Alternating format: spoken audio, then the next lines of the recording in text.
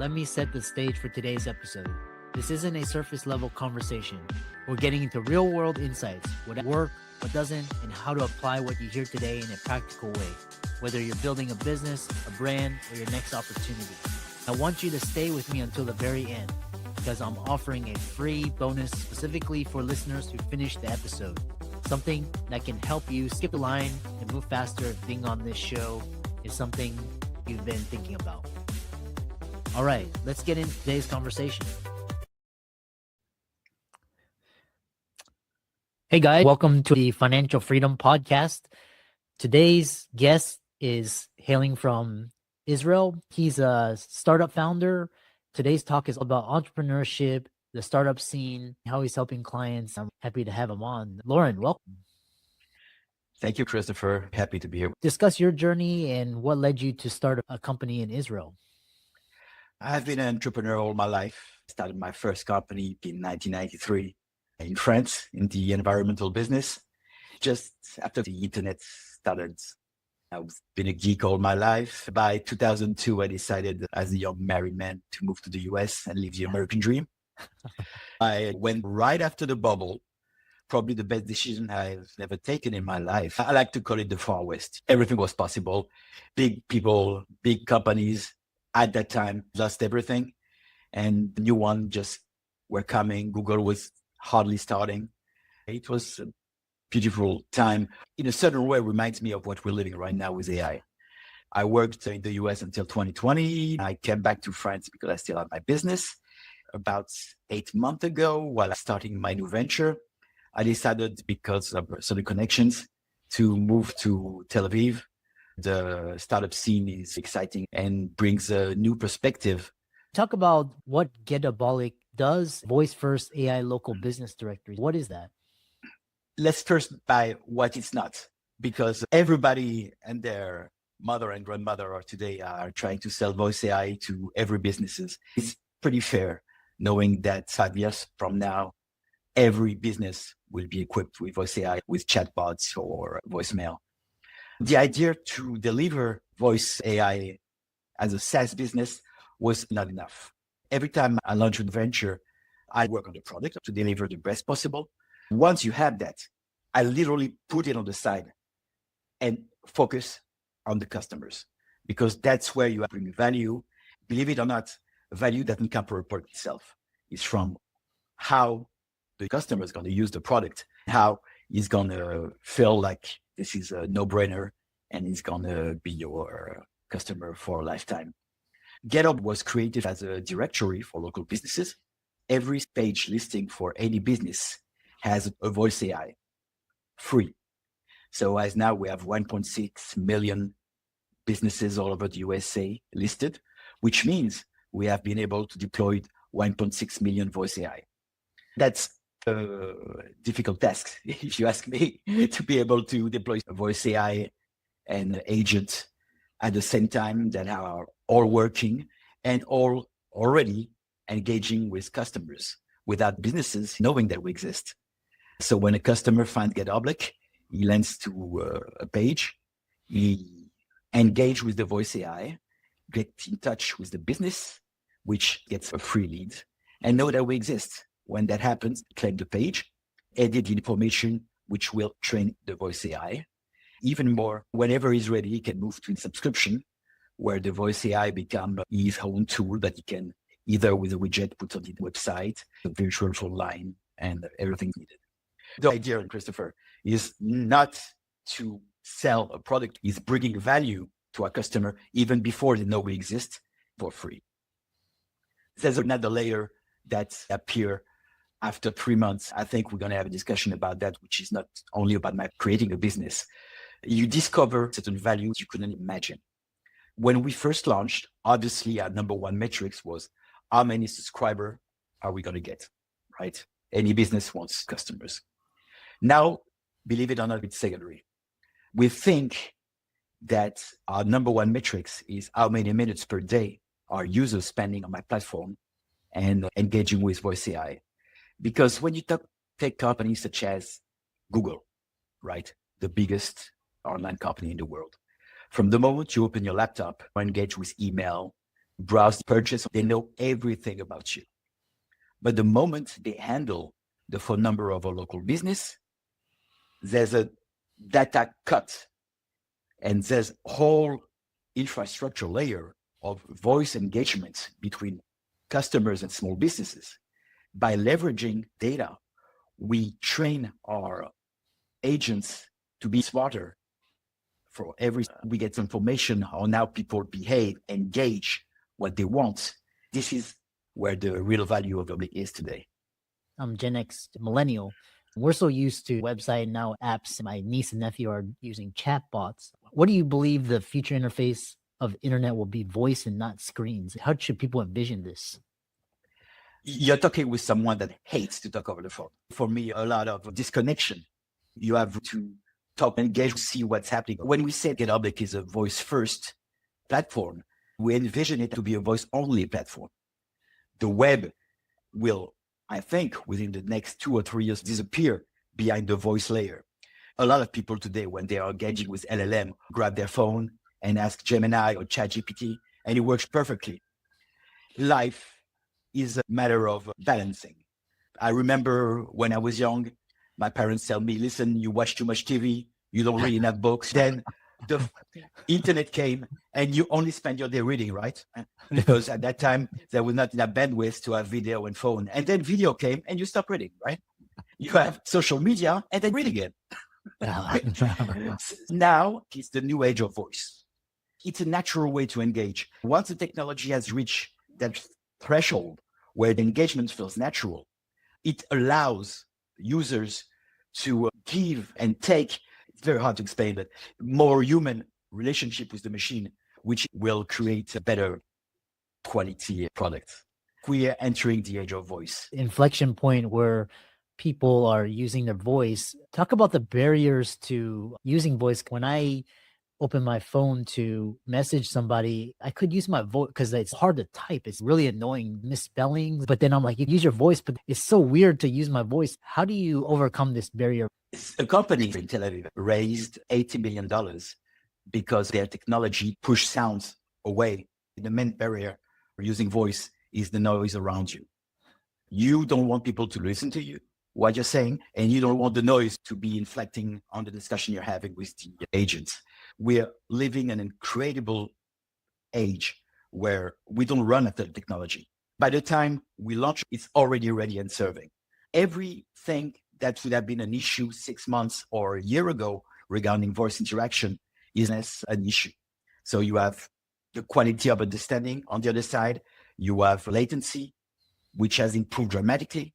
When you have a natural interaction, you want to be able to answer and reply. Now, Voice AI can offer. Anybody can wake up, launch a Voice AI company and be successful. Are you going to be able to find the customers, bring value and sell it? That's a different ballgame. The technical barrier is not there anymore. And 6 to 8 months from now, it will totally disappear and you reach a point where we'll not be able to make the difference between a human and an agent. If the agent has something smart to say, that's another thing. And it's a lot of training. This is where the best companies will make the difference. How is voice AI different than chatbots and traditional automation tools? It brings a layer of emotion much needed in interactions. A lot of questions happening today with AI. Everybody's wondering, is it going to take our job? Is it going to take everything we've been working for centuries? I think it's going to free us. I'm too old to be scared. I've been through the internet where everybody was scared. I think AI is going to free us. The emotional layer is going to bring into interaction the capacity to understand just by the tone of the voice what to answer is a game changer. Because today, voice AI is capable of understanding what you feel by the tone of your voice. And this is major. So just that point make an immense difference. What's very surprising is that now that we have starting to have a lot of minutes per day of users, we find out that 50-year-old plus tend to like it more than we predicted. We thought they would be afraid, but we have noticed that younger people still use the keyboard interface naturally, but older people engage with the voice.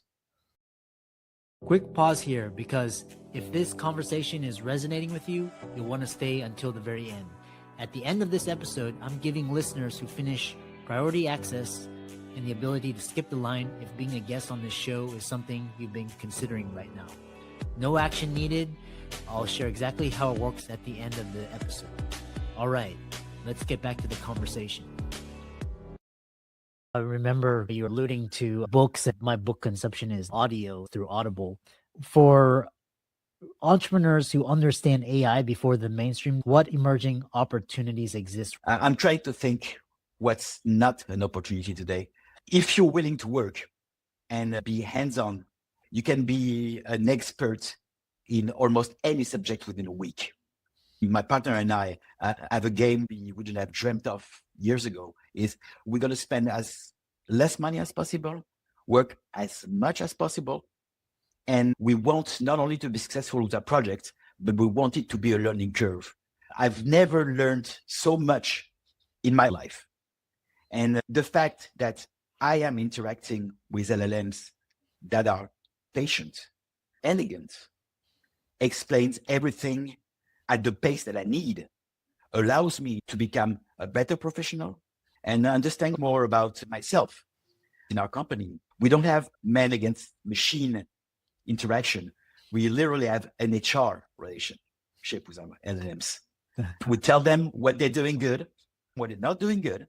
We ask them to integrate everything inside the knowledge base, because we think if our company is getting value, LLMs we're working with be considered assets. Our LLMs are super valuable employees. And I believe that if one day this company is getting to the end of someone else, he will want to still have those employees with him. I have to say that I can get emotional with an LLM. I can have a human relationship. It's strange. I understand people are scared. When you spend 12 to 14 hours a day with someone responsive, you can imagine what can happen if that person can speak. This is where voice AI makes a difference. You started out from ground zero, the early internet days. You've seen from SEO to AI and how 20 plus years of digital experience has shaped new business models. What are those models? If starting from zero today, 26 years later, how should founders be thinking about AI as foundations of building their business? I've always been a bootstrapper. Before starting anything, you need to know yourself, because you will not change. If you're a bootstrapper, you'll be a bootstrapper your whole life. I've been through many phases, and I've thought at some point that stop being a bootstrapper and spending money and hire people with the best thing, but it doesn't work for me, for other bootstrappers. Money as a character is my first enemy. You have some people that are not bootstrapper at all. They know how to gather people around. They are attracting energy. They are attracting people to work with them. This is another quality. They're raising money, getting in and out in a minute. Learn who you are and educate yourself. You have tools to investigate your personality, to not try to change, but be a better person by not changing. This is the first global thing. The second thing, the biggest surprise when I started GetOblic, I've developed in the early 2000s pretty decent skills into SEO. And when I started GetOblic, I'm very humble with SEO, as anyone should be. You cannot predict. You can do your best, but you cannot predict. I said we need a plan B and a plan C. It took 6 weeks to understand that there was no plan B, no plan C. To my surprise, it's still working tremendously well for some reasons that I don't understand, literally. 24 years, I'd say, doing SEO. There are still keywords waiting for people to jump in. This is really marvelous. The second thing I would like to say to your audience is don't let the old world be the old world. SEO is great. Do SEO. Social media, I'd like to share about SEO because it has been fundamental within my career. I know a lot of people won't agree, but I believe SEO is the DNA of a company and should not be handed to third-party company and agencies. I've tried it many times. I'm successful. Then I reached a glass ceiling. So I say, you know what? I'm going to go to an agency. I spend a lot of money, wait 6 months, and then I go back to work and I solve the problem. Then the next glass ceiling, I say, you know what? I'm not going to go to a big agency. I'm going to go to a small agency. Same problems. I've done that 7 or 8 times, but it's over. And you know why? Agencies are a bunch of guys that take Google courses. They come out with a Google badge and think Google is going to hand it the magical wand that's going to make sure that nobody pay for SEM, right? They don't work like that. Google gives you a set of rules, but when it comes to SEO, this set of rules you can get anywhere online. It's no more than 20% of what SEO is. Creating titles, creating description, creating backlinks. Anybody can learn that before in a month, today, in a week. 80% of SEO is understanding your product, how to express verbally what is your product so that people will engage. And Google, the smartest brain on earth, will say, okay, you have a page. I'm going to handle it to some users and see how many minutes they're going to spend on your page to see if there's retention. And when they spend less than 30 seconds, Google kicks you out. If they spend 3 minutes, maybe we're onto something. Give you more keywords. This is what SEO is. That's very simple, right? But people get focused on statistics, percentage, how many keywords per page. But SEO is plain and direct. How would you talk to someone so we understand and stay with you and engage with you for more than 2 to 3 minutes? I'm going to give you another secret, a discovery I made 4 months ago. By putting in front of everyone a voice AI that is engaging with users. When you have users coming to our pages, the first thing they do is engage with the voice. They start talking. And it usually lasts between 90 seconds to 2 minutes, 30 seconds. That's an average of 2 minutes. By the time they've entered the page, talked with the voice AI, they've spent an average of 3.5 minutes. Google loves it. And in turn, gives us more pages, more top 5 ranking. So I would tell your audience, put voice AI on every page you have. Make the voice AI relevant. Let people click in, spend time. You've seen both sides. You mentioned you came to America, but now you're in Israel experiencing brain drain, bureaucracy. It's hard for founders. Are they going elsewhere, such as Israel, London, Dubai? Is it better to found a company outside of the US? It's going to be very hard for me to say bad thing about the US.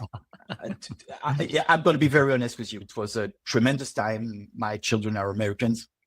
I've experienced amazing things there. The reason I moved had nothing to do with America. I think America is wonderful. It has given me more than I've dreamt of. Being in Tel Aviv, especially in Israel, brings an approach to business that is so different and is so close to what I am being a bootstrapper. Here, we see this tiny country where businesses have absolutely no choice than working with abroad.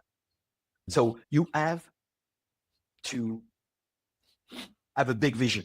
You cannot be small in a 6 million people country. You're very small. You have no choice. Engaging with other startups here, there's a word that comes very often, which is the infinite game. Every product you deploy, you have to find the infinite game. What makes it's slightly more advanced vision than scalability. Scalability is, okay, I've got a product, I can deploy 1 billion pages. Infinite game is different. I want to make sure no customer says no. It's a no-brainer. Focus on what they need. Pick up your phone, talk with people, engage, learn what they want. Once you have that, change your mindset. How can people learn more about GetOblic and connect with you? They can first visit GetOblic.com. They can just browse, engage with voice AI. Thank you. Learn how it works. And I have to say, Christopher, having the discussion with you, sharing is something I really love to do. Any entrepreneur or anybody has question beyond what I do, I'd be more than happy. They can find me on social media. And if they need support, help, a little bit of a boost and a couple of advices, I'm here for them. Enjoyed talking with you. Keep up the great work. Thank you, Christopher. Wish you the best. If you stayed until the very end, congratulations. You've earned the freebie. As promised, here it is. Email Chris at drchrislewmdphd.com. You'll find it in the show notes and simply put podcast freebie. A member of our team will reach out to you about being a guest on the show. If you found value in today's conversation, please take a moment to rate the show 5 stars and follow us on Apple Podcasts and Spotify. It helps more people discover the conversations we're having here.